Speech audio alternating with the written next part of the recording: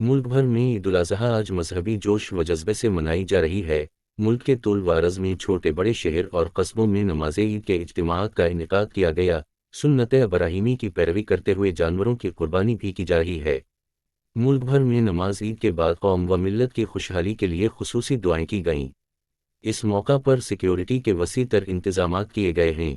वहीं लखनऊ की मशहूर टले वाली मस्जिद में ईद की नमाज सवा 9 बजे अदा की गई, जबकि ऐशबाग मस्जिद में ईद की नमाज सवा 10 बजे अदा की गई।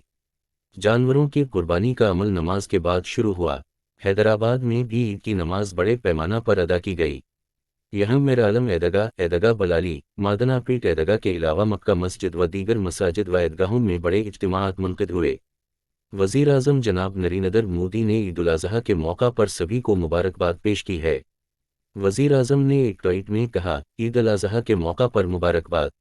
मैं दुआ करता हूँ कि ये दिन सभी के लिए खुशियाँ और खुशहाली लेकर आए। मेरी दुआ है कि ये दिन हमारे मुआशरे में इत्तेहाद और हम आहंगी के जज्बे को बरकरार रखे। ईद मुबारक। मीडिया के मुताबिक एशिया के बेशतर ममालिक में आज ईद उल अज़हा मजहबी जोश व खरूश के साथ मनाई जा रही है। हिंदुस्तान के अलावा ईरान, बांग्लादेश, नेपाल, श्रीलंका, पाकिस्तान समेत मुतअद्दिद एशियाई ममालिक में आज ईद उल अज़हा मनाई गई।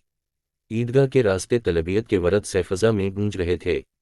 इन ममालिक में जगह जगह नमाज ईद के रूह परवर इज्तिमाअत हुए, जिसमें मिल्लत के इत्तेहाद व खुशहाली के लिए दुआएं मांगी गईं। बिलखुसूस क़िबला अव्वल के लिए खुसूसी दुआ की गई। नमाज ईद के बाद नमाजी एक दूसरे से गले मिले और ईद की मुबारक दी। इसके बाद सुन्नत इब्राहीमी की पैरवी करते हुए कुर्बानी दी गई। कुर्बानी का गोश्त रिश्तेदारों, गरबा और मुस्तकीन में तकसीम किया जाता है। इसके अलावा घरों में भी दावतों का एहतिमाम किया जाता है, जिसमें रिवायती मकामी खाने तैयार किए जाते हैं। इस मौका पर बच्चों की खुशी काबिल दीद होती है। हर जगह खुशी का माहौल देखा जाता है।